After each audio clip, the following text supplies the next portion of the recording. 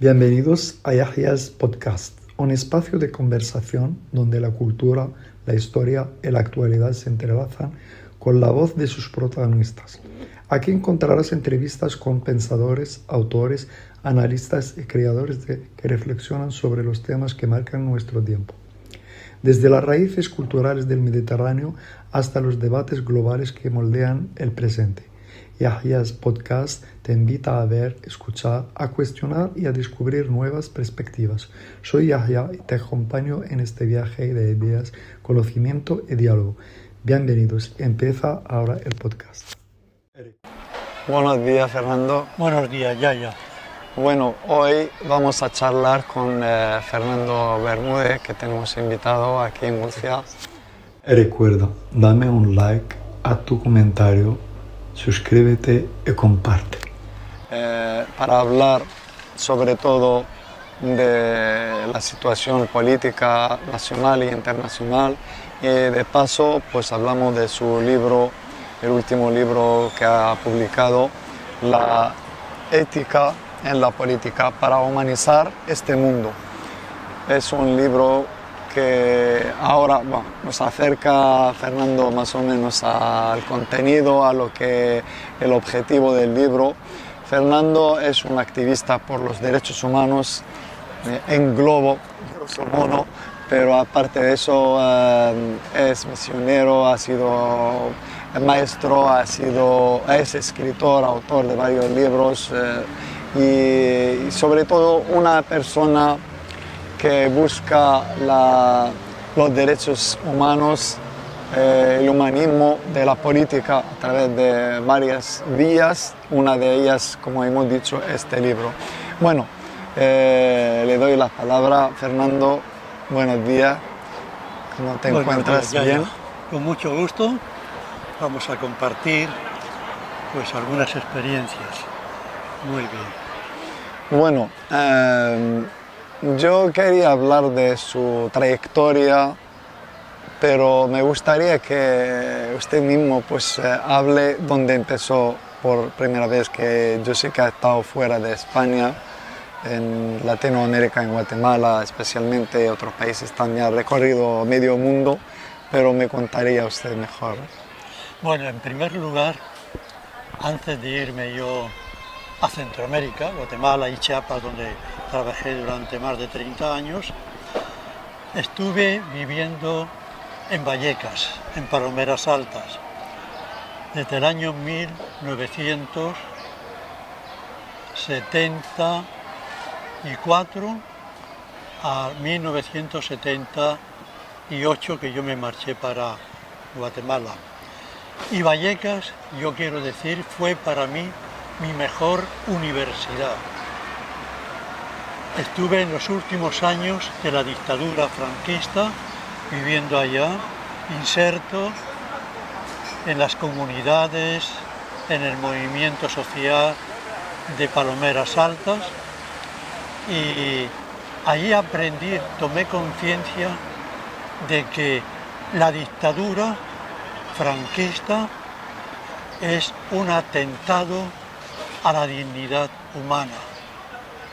Había un control total sobre el pensamiento, sobre los derechos humanos, que no existían prácticamente, y ahí es donde en el movimiento social fui tomando conciencia de que este mundo tiene que cambiar, esta realidad tiene que cambiar. ¿Qué actividad tenía ahí en Vallecas? ¿Qué hacía?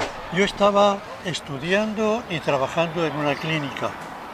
Yo terminé ATS, ayudante técnico sanitario, estaba trabajando en una clínica y por la tarde, por la noche, estudiaba teología ahí en Madrid. Sí. Y tuve profesores muy buenos. Era la época de la transición, donde estaba el cardenal Tarancón, un hombre que la ultra le llamaba Tarancón al paredón, porque él iba abriendo, iba rompiendo ese concepto que había en España del nacionalcatolicismo en tiempos de Franco, ¿no? Sí. Y el cardenal Tarancón fue abriendo camino. Y yo estaba pues trabajando en la clínica, pero al mismo tiempo estaba inserto en el aula de cultura, en las organizaciones sociales, en la lucha por la democracia, Sí. porque yo entendí como cristiano que no se puede ser auténticamente cristiano si se están violando los derechos humanos, porque para mí cada persona humana, cada ser humano, cada hombre, cada mujer es una imagen viviente de Dios. Y ahí, sobre todo a los pobres que llegaban de Extremadura, de Castilla-La Mancha, a hacer sus chabolitas, Sí. ahí la policía los apaleaba, les rompía las chabolitas que construía, y en una de estas ocasiones que nosotros salimos a defender a la gente que estaba construyendo sus chabolitas, la policía, que le llamaban entonces los grises, nos detuvieron y nos llevaron a la DGS, la Dirección Nacional, la DG General de Seguridad, Sí. en los calabozos de la Puerta del Sol. Y ahí estuvimos 2 días y 1 noche. Y para mí eso me hizo tomar conciencia de que este mundo y esta España tiene que cambiar. Sí, entonces era el año 78 más o No, menos. empezamos en el año 74, 75, hasta- murió Franco y seguimos con toda la lucha Sí, después digo hasta el de 70. la transición. Hasta el 78. ¿Desde el 78 se volvió a Murcia o se fue ya No, me fui a Guatemala. a como trabajador Sí, como misionero como misionero. cristiano, y trabajé más en la defensa y promoción de los derechos humanos. ¿En qué país? Primero en Guatemala. En Guatemala, y en Guatemala con la dictadura militar que se impuso y había una guerra tremenda. Sí, Por una parte estaba el ejército apoyado por Estados Unidos e Israel, no lo olvides. sí, no, hombre, claro, olvidemos. ahí estaban, ahí siempre dando la... Sí, Israel llevaba toda la cuestión de la inteligencia militar. Sí, Sí, y Estados Unidos enviaba tropas, armas, y luego estaba la guerrilla, que la guerrilla surgió del mismo ejército, con militares jóvenes democráticos que vieron que se estaba realmente utilizando el país para invadir a otro, porque se estaba preparando la invasión a Bahía Cochinos de Cuba, desde Guatemala. Sí. Y entonces los militares jóvenes se rebelaron, y entonces Estados Unidos bombardeó las bases donde se habían rebelado estos militares. Quedaron muchos muertos, soldados, pero los sobrevivientes se fueron a la montaña y se le unieron los campesinos, sobre todo los indígenas y muchos estudiantes, y así surgió la guerrilla en Guatemala. Sí. Es decir, la guerrilla en Guatemala surge de la misma rebelión de los militares democráticos y del pueblo indígena. Sí. Y entonces, en el año que yo estuve allá, sobre todo el año 81, una represión brutal, y entonces a mí me amenazaron de muerte, a mucha gente la secuestraron, aparecieron torturados, y 45.000, alrededor de 45.000, 50.000 campesinos, la mayoría indígenas, atravesando montañas, cruzando ríos, salieron hacia la frontera con Chiapas, en México. Y entonces yo también acompañé y salí para Chiapas, y allí estuve 5 años trabajando con los refugiados en Chiapas, hasta que hubo un cambio de gobierno, y entonces ya regresamos. A Guatemala. ¿Hasta Guatemala. qué año? ¿Hasta qué año? Sí, ya regresamos el año 1989. Hasta el año 89. 89. Y después se volvió a España, ¿no?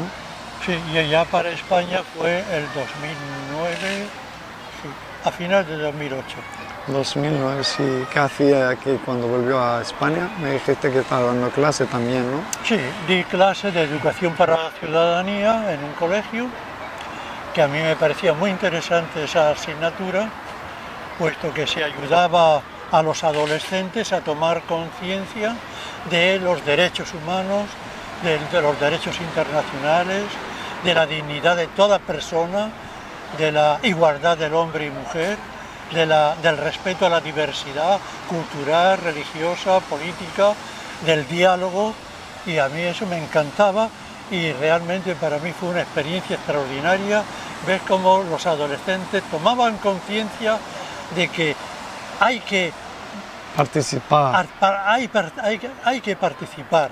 A comprender y a participar, porque para hacer una sociedad más justa. Claro, la educación, ciudadanía era comprender, entender y después a raíz de todo uno puede participar. Cuando entiendes ya puedes intervenir. Eso se lo han quitado, ¿no?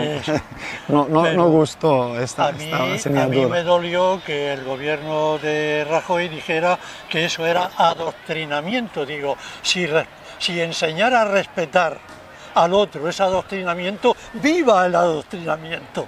No, pero sí que ya sabes por qué, sí.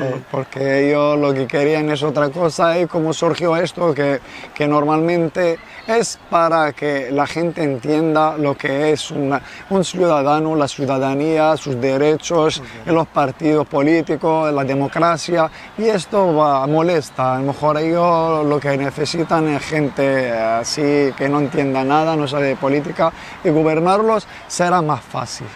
Bueno, aparte de eso, estamos hablando de la ciudadanía, como estamos en este proceso de paz ahora, que estábamos casi 2 años con la guerra de Gaza. Yo sé que Fernando es un gran activista por los derechos de los palestinos, perteneciendo también y aquí participando. ¿Su primer contacto con Palestina cuándo fue? Bueno, mi primer contacto con Palestina fue el año 1973 a través de un profesor de escritura, Luis Alonso Schwecker, y entonces él me dio la dirección de un palestino y nos carteábamos, nos escribimos, sí. Y él me contaba, era palestino cristiano de Belén, y él me contaba la situación que se estaba viviendo en Palestina. Sí, y a partir de ahí, entonces yo tuve como un interés especial. Y él me decía que los palestinos son los legítimos propietarios de la tierra de Palestina, porque son descendientes de los antiguos cananeos. Sí. Y esos son los auténticos propietarios claro. del territorio palestino. Eso fue el año 73. Los palestinos son bueno, los habitantes, los únicos que todavía están de Palestina, porque los que están ahora, los que han vuelto con las migraciones de los, judíos, no son de Palestina, son pueblos jáfaros, son de América, Europa, de Europa Oriental, Marruecos. Pero no son propietarios, no son habitantes de Palestina, no han ni sus ancestros ni nada, sí, Claro. Bueno, eso lo sabemos. Bueno, aparte de eso me ha dicho que ha hecho un curso ahí en Jerusalén. ¿Cuándo fue? ¿En el año...? Sí, 1976, estando yo en Vallecas, que me concedieron una beca y fui allí a estudiar Sagrada Escritura. Éramos españoles y mexicanos y estábamos viviendo en lo que se llama allí la Casa de Abraham, en un edificio de la época de los cruzados, a las afueras de Jerusalén. Ahí vivíamos y todos los días salíamos a clase a la ciudad de Jerusalén. Teníamos también curso in situ y en una ocasión nos dijeron, nos quieren dar una conferencia sobre la situación de Palestina. Entonces nos metieron en un autobús todo cerrado, no sabíamos nosotros por dónde íbamos. Eso será el gobierno de Israel. No, Palestina. Palestina. Entonces nos llevaron dentro del autobús a un lugar, el autobús se metió en un garaje ya cerrado, salimos y nos llevaron a una sala y allí apareció Yasser Arafat, para darnos un saludo. Estuvo un minuto o dos nada más para saludarnos. Y después los demás compañeros de la OLP, Organización para la Liberación de Palestina, entonces ellos nos dijeron cuál era la causa de la lucha de la OLP, que es recuperar las tierras robadas por Israel a Palestina. Y eso fue el año 76, es decir, 10 años después de la Guerra de los 6 días. Sí. Y entonces la OLP luchaba y reivindicaba las tierras que les quitó Israel en esa guerra.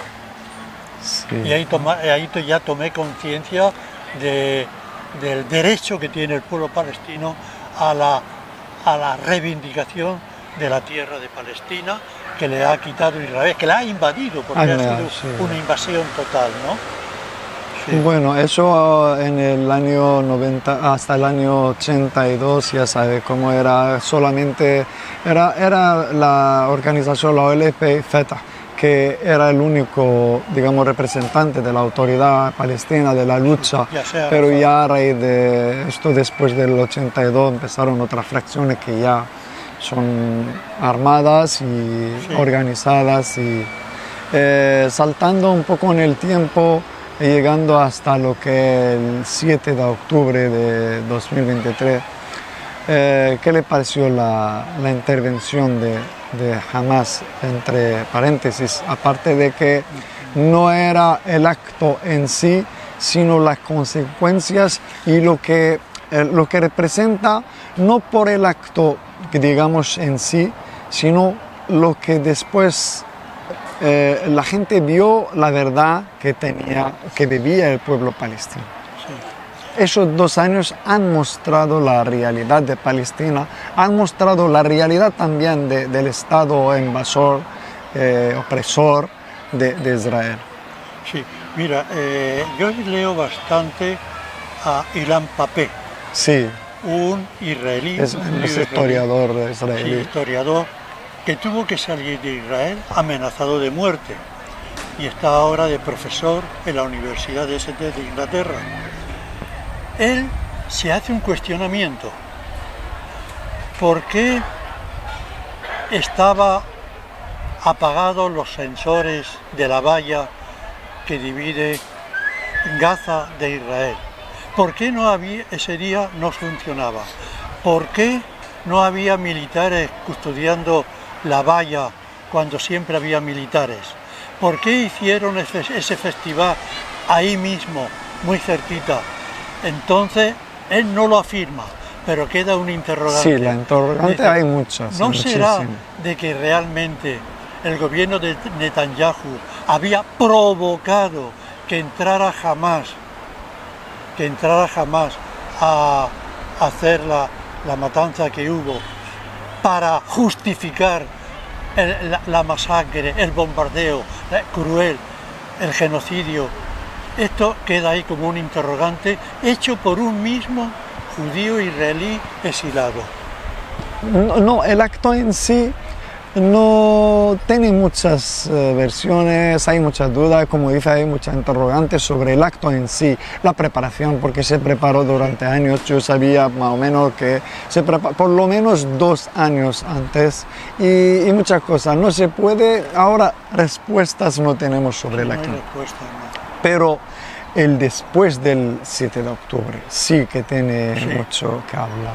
Bueno, es que eso realmente es un verdadero genocidio increíble que se hubiera dado a estas alturas de la humanidad, cuando creíamos que ya la humanidad iba a dejar ya para la historia lo que ha sucedido, los genocidios que han habido. Realmente es algo que nos va a pesar a todos, y sobre todo a Europa, el no haber reaccionado ante este cruel genocidio de Netanyahu, del gobierno ultraderechista, fanático de Israel. Porque la matanza, porque se calcula que hay mucho más de 100.000 muertos, porque hay muchísimo bajo los escombros. Oficialmente hay más de 20.000 niños asesinados, pero se calcula que hay muchísimos más. y esa matanza de inocentes, de niños, como incluso decía un político español, Josep, que estuvo en la Unión Europea, Josep Borrell, sí. Borrell, decía que realmente es increíble lo que se está cometiendo y que Europa tenía que decidir, tomar una postura firme, radical en la defensa de los derechos humanos contra este genocidio. España ha sido realmente, hay que reconocer, uno de los países, o tal vez el país, que ha tomado una postura un poco más valiente. Sí, la verdad que sí, se agradece mucho la postura de Pedro Sánchez, del gobierno español. A lo mejor aquí en España no se nota tanto, pero fuera de España sí, los países árabes, sobre todo digo los pueblos, y no solamente de los pueblos. Bueno, estábamos hablando de la época que fue, y yo dije Israel a Palestina, porque el gobierno de Israel, porque entonces todavía no se reconocía el Estado de Israel por España. O sea que España no ha reconocido el Estado de Israel hasta el año 82, 83, ¿no? Sí. Porque antes no se reconocía por su relación. Y siempre ha estado, digamos que yo de un punto de vista oriental, árabe, siempre se ve a España como un apoyo a la causa palestina, siempre está con el pueblo palestino y el pueblo árabe. Y otra cosa que también aquí hay que destacar el rol de la ONU, de las Naciones Unidas, dónde está aquí en este tema, que no obliga lo que pasó si comparamos con los Balcanes, la guerra de los Balcanes, sí, que se puede estar, y ahí los países en Libia, en otros países, cuando una decisión de la ONU se toma, pues todos los países, digamos, occidentales la aplican, ayudan a aplicarla, pero ahí en Irak, en todos los países, cuando la ONU dice algo, la mayoría del tiempo sí se aplica o se ayuda a aplicarla, pero en Palestina no. Sí, mira, yo hago una diferencia entre el secretario general de Naciones Unidas, Antonio Guterres, que él es bastante claro, y otra cosa es la organización como tal.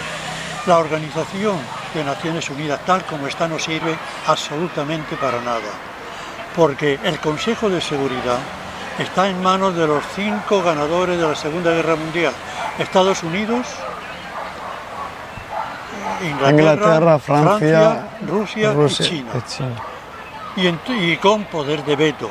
Entonces, ¿para qué sirve? Sí. Es necesaria una reestructuración profunda, total, de este organismo, porque hace falta un organismo internacional que tenga poder eficiente para que se apliquen las resoluciones. Sí, en parte, bueno, estoy de acuerdo, no solamente en todo, totalmente, porque la ONU como tal no sirve. Solo decía yo que en comparación con otros conflictos sí que tomaba decisiones. Ha habido, sí, porque, sí, por ejemplo, el tema de los Balcanes, por ejemplo. En Libia, yo me acuerdo que tomaron la decisión del 1973 y salieron corriendo Estados Unidos y la OTAN ya se ha tomado la decisión. Pero en Palestina, ¿por qué no se puede aplicar ninguna? Siempre ha habido el veto de Estados Unidos e Inglaterra. Ha habido ese veto en el Consejo de Seguridad. Y por eso digo, mientras exista este Consejo de Seguridad, no sirve para nada Naciones Unidas. ¿Y crees que, por ejemplo, ahora los países del BRICS, Brasil, Rusia, Sudáfrica y China, la India, y ahora que creo que se ha invitado, bueno, está en proceso Irán, Egipto también, ¿crees que puede ser una alternativa? Como hemos visto, bueno, el parón ahora con la guerra de Ucrania y la guerra de Palestina ha parado casi el proceso porque estaba en desarrollo y estaban que estaba más activo este organismo. ¿Crees que puede ser en el futuro alguna forma de alternativa a la ONU, a la OTAN y todo eso occidental? Sí, yo sí pienso que puede ser una alternativa, sobre todo a la OTAN. Cuando Trump decía que a España la iba a sacar de la OTAN porque no aceptaba que se subiera al 5%, entonces yo dije, pues ojalá saliera de la OTAN, porque yo voté en contra de la OTAN porque me parece a mí que hay que desarmar a la humanidad. Hay una carrera armamentista verdaderamente fundamentalista, fanática.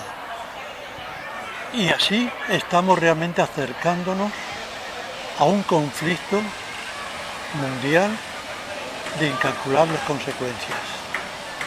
Yo creo que, porque esa carrera armamentista es cada vez más peligrosa porque es nuclear.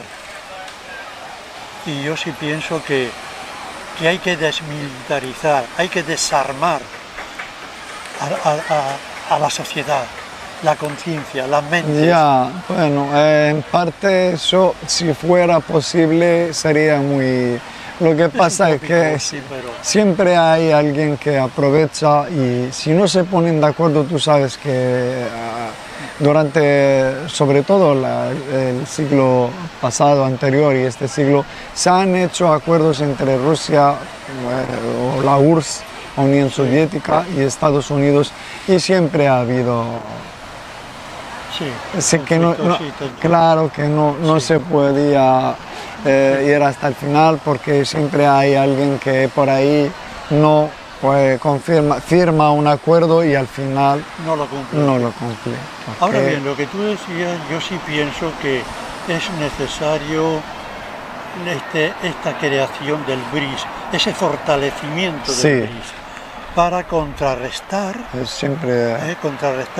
el poder de la OTAN, y más ahora con Trump, que es un megalómano y es un hombre que no sabemos por dónde puede saltar y puede ser un riesgo, un peligro para toda la humanidad y para todo el planeta, este señor. ¿Cómo ve el futuro de Estados Unidos con este señor? Si se sigue ahí. Okay. Pues mira, acabo de recibir hace 2 días un correo de un compañero del SIGSAG. Yo formo parte del SIGSAG, que es Servicio Internacional Cristiano de Solidaridad de América Latina, y es un norteamericano que trabaja en El Paso, en la frontera de México, Texas con México. Yo conozco allí, he ido ya 2 veces al Paso, y me dice que la situación es cada vez más crítica en los Estados Unidos. Hay gente ya que está en contra, sobre todo en el estado de California. Incluso hay gente en California que están planteándose, líderes, una independencia de los Estados Unidos. Sí, eso se ha visto. Sí. Y luego hay mucho descontento porque ha subido todo, la expulsión de migrantes está generando también un caos dentro de los mismos Estados Unidos. Hay muchas iglesias católicas y protestantes que están en contra de la decisión de Trump de la deportación de migrantes latinoamericanos. Entonces, yo creo que esto no va a durar mucho. Yo no sé si, yo presiento que Trump no va a llegar al final de su periodo como presidente, porque se está creando una tensión muy fuerte dentro de los Estados Unidos, y esto me lo dicen norteamericanos. Sí, eso yo he visto también en algunos, hay algunos periodistas que siempre están hablando de que sí puede derrocar, puede salir una resistencia muy fuerte. Hay estados que están, como dice, que pidiendo también que a lo mejor pueden llegar hasta la independencia, o por lo menos el estado de Texas, también California. Sí, también, son muy diferentes. California es uno de los estados más ricos de Estados Unidos. Sí. Es uno de los más ricos donde la decisión puede ser muy crítica para Estados Unidos. Y aparte de eso, también he querido preguntarle sobre es como que la guerra en Palestina ha eclipsado un poco la guerra de Ucrania, Sí, sin duda. que es una guerra provocada, una guerra que ha empezado tú sabes cómo, no ha empezado el 2022 como No, se en anuncia, 2014. eso o anterior, hasta el 2008, 2009, Sí. o cuando ya tú sabes que yo he vivido en la Unión Soviética, he estudiado en Rusia y conozco bien, he estado en Ucrania, en Rusia mucho tiempo. Y entonces por el idioma, por la cultura, por también la familia y todo, pues siempre seguía yo las noticias, los acontecimientos y ya desde el año 90 cuando se separó, cuando salió Ucrania, es de los primeros de que se separó de la Unión Soviética, yo creo que se estaba ya cosiendo algo. Estando, sí. Para que lleguemos al 2008, al Maidán de 2000 ruso, bueno, prorruso, como dice una amiga ucraniana, dice, y es joven, dice, antes éramos todos rusos, desde el 2022 hasta mi familia me dice, y ya no queremos hablarte ruso, ya odiamos a los rusos. Si anteriormente era todo ruso. En agosto de 1975, todavía vivía Franco, con un sindicato hicimos un viaje por los países del este y fuimos hasta Kiev. Kiev, sí. Allí el guía nuestro hablaba con todo el mundo en ruso. No, sí, siguen hablando Todo ruso. el mundo, Ahora ¿no? mismo, si yo como conozco el idioma, veo aquí familias y las veo hablando con sus niños, ¿no? Que antes decía, por ejemplo, hay otras repúblicas donde la gente sí habla ruso, los mayores, yo conozco de primera mano, mi hijo es de una república, mi hijo es georgiano, de la República de Georgia. Sí, ahí la gente habla su idioma, georgiano es muy fuerte, pero los mayores sí que hablaban ruso. Los jóvenes ahora ya casi, menos alguna familia. Por ejemplo, en Kazajistán sí que hablan ruso, es un idioma oficial. Armenia se habla ruso y también armenio. Pero Ucrania, el idioma ucraniano es muy cercano, son rusos totalmente. No es que después de la Unión Soviética, pero siempre ha sido ruso. Y hay una mezcla, pero es como, yo lo entiendo como era el árabe clásico o estándar y los dialectos de cada país, pero se siguen hablando. Pero yo quería preguntarle sobre el tema de la guerra de Ucrania. Pues sí, mira, yo sí pienso que hay intereses por parte de la Unión Europea y de Estados Unidos y de la OTAN, porque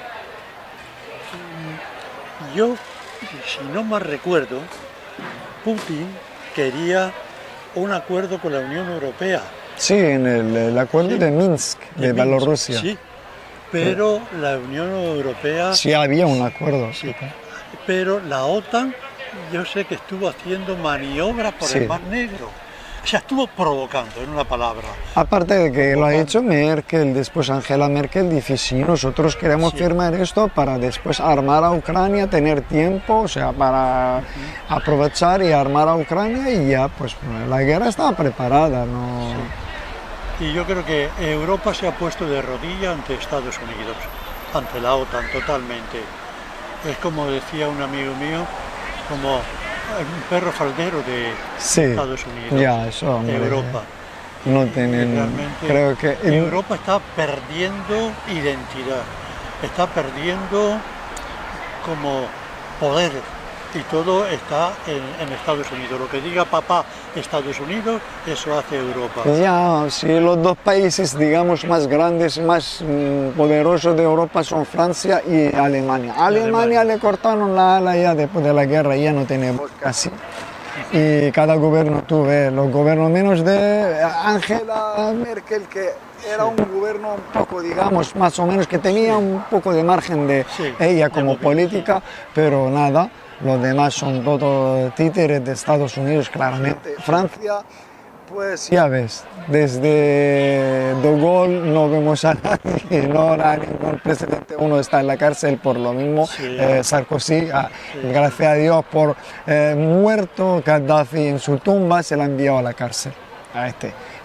Como decía un amigo, hombre, bueno, los otros son todos iguales, títeres, y el de ahora es el mayor, digamos, pero- payaso que ha visto Francia como Estado. Sí. Si con él ya se ha perdido todo, digamos, el prestigio, no, ponen ahí. Pues yo no sé, yo el caso de Rusia y Ucrania lo veo un poco complicado, porque Zelensky lo que quiere realmente es armar cada vez más fuerte a Ucrania militarmente y esa no es la solución. Yo veo que la única solución es el diálogo. ¿Tú crees que Zelensky tiene algún poder? Yo creo que no tiene poder. No. Está ahí. No hay capacidad de diálogo ni por la parte de Europa, ni por Zelensky. Y Putin, pues no lo sé. No lo sé, no sabría yo ahí decir, pero yo creo que la única solución para el conflicto de Ucrania es el diálogo. Que lleguen a acuerdo. ¿Y tú crees que llegará algún día que ¿Por con este presidente que dice que, aunque bueno, tú sabes que con ahora, Zelensky? no con Trump, que dice Ah, que no. el mérito es suyo en parar todas las guerras, Sí. la de la última de China, la de Gaza, la de Pero la guerra no la va a India parar. con Pakistán. Él dijo en su, tú sabes que yo no voy a decir payasadas, pero vamos, ha parado la guerra con Pakistán, entre Pakistán y la India, ha parado la guerra de Yemen, ha parado la guerra de... Yo no tengo ninguna esperanza de la política de Trump, ninguna. Debe tener otros intereses detrás, tener en cuenta que detrás de esta el gran poder económico financiero mundial. Sí, Es el que gobierna. él lo ha dicho, yo firmo Entonces, acuerdos comerciales, solo esto. Sí. Él cuando va ahí aparte Sí. de eso, es un empresario y va Sí. a lo que va. Sí. Pero Yo no veo complicada la situación de Ucrania con Rusia, porque hay muchas cosas de Putin que yo también, bueno, tú lo conoces mucho mejor, cómo está, no sé, mi escaso conocimiento de Rusia, me parece que no hay plena libertad de expresión, no sé. no, últimamente hay democracia, hay libertad, lo que tú sabes que la prensa occidental, sobre todo, lo que Califica, vivimos sí. a todo, cualquiera que no es occidental. Sí. Y nunca te dice la realidad sobre Es cualquier verdad. que no es occidental. Yo estoy seguro porque vivo entre dos mundos. Sí. Y estoy en el mundo sobre todo oriental, árabe, y el mundo ruso también, y estoy al día, digamos que tengo yo familia, amigos ahí que Sí. hablamos a diario. Ya. Yo donde vivía en Rostov, es el sur, está cerca de Ucrania, me dicen desde que empezó la guerra cuántos ucranianos entran casi cada día a esta ciudad. Hasta que a veces los ucranianos, los rusos mismos, se sienten un poco como la inmigración aquí, algunos se sienten un poco de envidia cómo los tratan. ¿Cómo puede ser que ahora en Rusia hay 7 millones de ucranianos viviendo ahí? ¿Cómo puede ser Sí, que han soldados, claro, desde que empezó la guerra, cómo tú puedes entender que tu país tiene una guerra con otro país y tus ciudadanos cuando quieren correr van a Rusia. al enemigo? Sí, sí. Porque no en realidad no es el enemigo. Bueno, como decía, que sobre todo la guerra de Ucrania, yo creo que sí eso va a terminar pronto, porque lo que le eclipsaba y le daba un poco de margen la guerra de Israel sobre Gaza. Hablando de la guerra de Israel, el genocidio en Gaza, ¿Cómo tú ves el acuerdo ese de paz de Sharm el Sheikh? Mira, en primer lugar, desde el punto de vista positivo, es que han cesado los grandes bombardeos Sí, eso sí. contra la población gazatí y han permitido que entre algunos, no todos, Sí. algunos camiones de ayuda humanitaria, medicinas y alimentos. Sí, eso sí. Eso yo lo veo, es un desahogo para Eso. la gente, ¿no? Algo positivo. Pero en el fondo yo no tengo mucha esperanza en este acuerdo, porque ahí hay detrás otros intereses de Estados Unidos y del gobierno genocida de Israel de apoderarse de la franja de Gaza, y yo pienso que ellos tienen el proyecto de convertir la franja en una riviera turística utilizando la mano de obra gazatí para esa reconstrucción. Eso es lo que yo pienso, por lo tanto no tengo mucha esperanza y veo que eso no forme parte de Palestina, del Estado de Palestina, sino esté controlado precisamente por Estados Unidos e Israel. Sí, ya. Ahí no tengo yo mucha esperanza. Ya te digo, al menos es un respiro para la gente. Sí, de un punto Sí. de vista claro, un poco positivo, es Sí. un respiro. Bueno, Pero mira, ayer mismo, sí, esta mañana me dijiste. o esta mañana escuché yo en Cadena C, de que Israel ha atacado con un misil un coche con una familia en donde creo que seis personas Sí, eran niños. Después dice, Y una mujer eran terroristas, y dice. lo acusó de terrorista. Claro. ¿Cómo puede hacer eso? Ya, sí, que no se puede Y confiar. bueno, y otra de las cosas que yo sí quiero decir es que Netanyahu, el gobierno de Israel está utilizando la Biblia para matar. Cita algunos textos del libro de Josué, que no son palabras de Dios, donde aparece un Dios que aprueba el genocidio. Ese Dios hay que romperlo, hay que desecharlo de la Biblia. Y lo está utilizando Netanyahu para justificar la matanza, el genocidio que está haciendo. Y eso muchos cristianos, sobre todo católicos y protestantes, no de las sectas fundamentalistas evangelistas que ellos apoyan a Israel, lamentablemente, la mayoría de los evangelistas apoyan a Israel. Pero muchos católicos, teólogos serios, y luteranos y anglicanos, reconocen que esos textos no son históricos,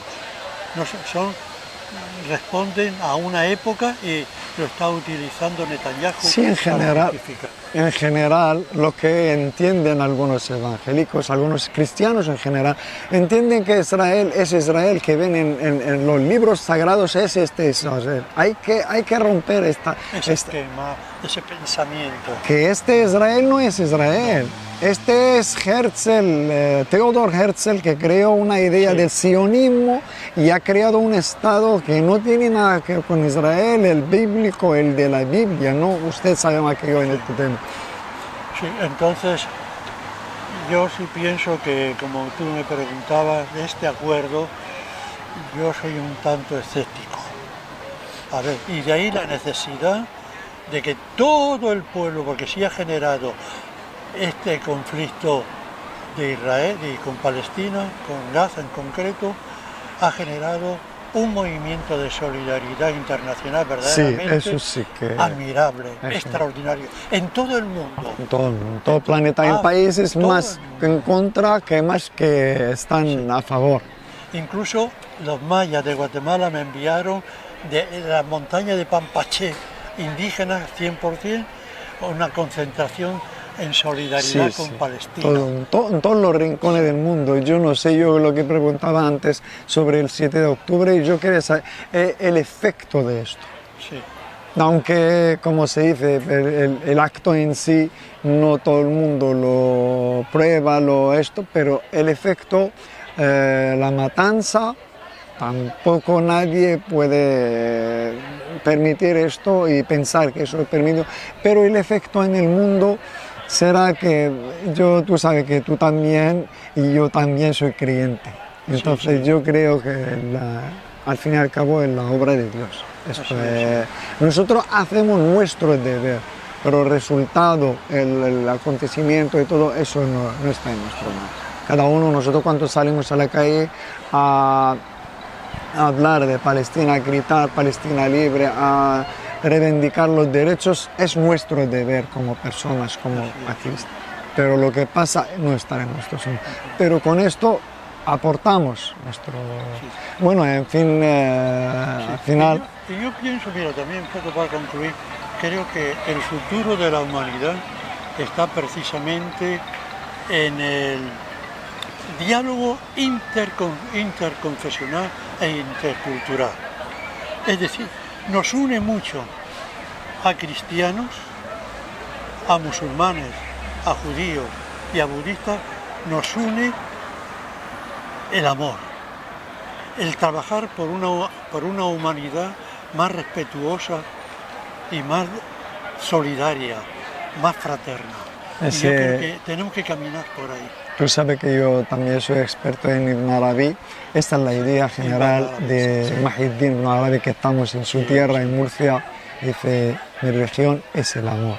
Justamente. Conclusión, el verso es muy, bueno, no muy largo, se habla de que su corazón es una iglesia, un Corán, una sinagoga, pero al fin él dice que su religión es, conclusión, amor.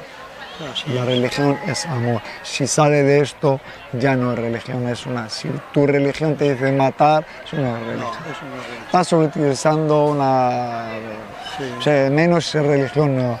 Bueno, y yo creo que hemos empezado con el libro y vamos a terminar igual con el libro, hablando de que un poco de contenido donde se puede también adquirir y todo.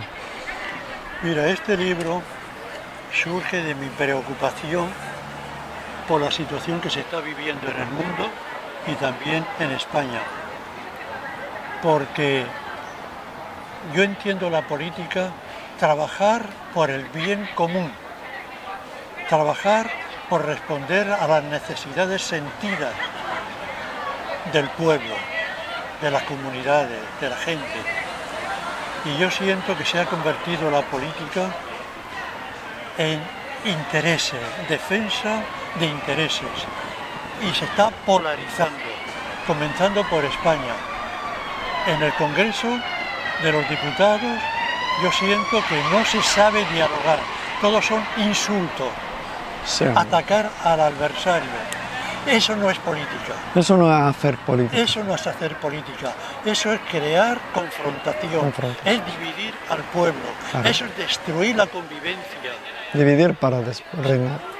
Y eso, y a nivel internacional lo estamos viendo también con el auge de los movimientos ultraconservadores, de la ultraderecha en Estados Unidos, lo estamos viendo en Europa, aquí mismo en España, en Francia, lo estamos viendo en Argentina, lo estamos viendo en El Salvador, que realmente hay una confrontación y una polarización que destruye la convivencia, destruye el sueño de los verdaderos políticos, como era Pepe Mújica. Para mí es un ejemplo de político referente, claro. que muerto recientemente, Pepe Mújica, o Nelson Mandela, por ejemplo, también en Sudáfrica. Y estos hombres son para mí modelos de políticos que saben pues dialogar, respetar y buscar sobre todo el bien común, que es lo que interesa. Yo siento que esta polarización política, el armamentismo, la injusta distribución de la riqueza, la violación de los derechos humanos, la falta de sensibilidad ante la humanidad sufriente y la degradación del medio ambiente, todo esto está destruyendo a la humanidad y destruyendo el planeta. Y es necesario regenerar la política. Y este es el motivo que me ha llevado a escribir este libro, Ética en la política para humanizar este mundo. Y Este libro tiene el prólogo de un amigo que es Joaquín Sánchez, que muchos conocen, Sí, el cura, y el libro está escrito, tiene diferentes, podríamos decir, pues temas, uno que es ética, que es política, una descripción del mundo que vivimos, parto de la realidad, el mundo que sí. vivimos, el tema de la migración, por ejemplo, Sí. uno de los temas que más fuertes que a mí me duele, porque realmente la ultraderecha considera la migración como fuente de delincuencia, la criminaliza, y eso es un atentado a los derechos humanos, y eso hay que denunciarlo. Después pasamos a los elementos esenciales de la ética en la política, la globalización del capitalismo, podríamos decir, Conservador. neoliberal, y los modelos de opciones políticas, las características de la derecha, las características de la izquierda, la diversidad de corrientes en los modelos políticos, la militancia político-partidista, el sentido ético del poder, la ética de los medios de comunicación, me parece fundamental, la propiedad privada y el bien común, que siempre el bien común está por encima de la propiedad privada. La propiedad privada es un derecho, pero tiene un límite, que es el bien de toda la sociedad, Claro. el bien común. La relación también de la violencia. Bueno, eso se puede adquirir por internet, ¿no? Sí, esto se puede conseguir por internet. El libro este, sí, viene aquí ya también sí, se están llamando. Sí. Y yo creo que este libro pues se puede conseguir a través de las librerías, se puede pedir a la editorial Tirán Humanidades. Sí. Bueno, Fernando, Sí. muchísimas gracias y deseo que podamos continuar con nuestra charla en otra ocasión y también les deseo que tenga mucho éxito con el libro, con otros libros. Y yo sé que usted es muy activo y sobre todo en esos temas que necesita este mundo, como le he dicho antes cuando estábamos hablando de que poca gente que se preocupa totalmente por los humanos y por la humanidad, decirlo así, humanos y la humanidad. Y otra vez muchísimas gracias por Pues estar a ti, con nosotros. ya, por esta conversación. Sí, que hemos en tenido el esta aire mañana. libre y Al aire así, libre. rodeado de... Sí, la verdad que Aquí en el malecón, sí. jardín en el malecón. Muy bien, Bueno, muchas gracias. Muy bien. Vamos. pues ánimos, ¿eh? Con tu Ojalá. trabajo yo te admiro mucho.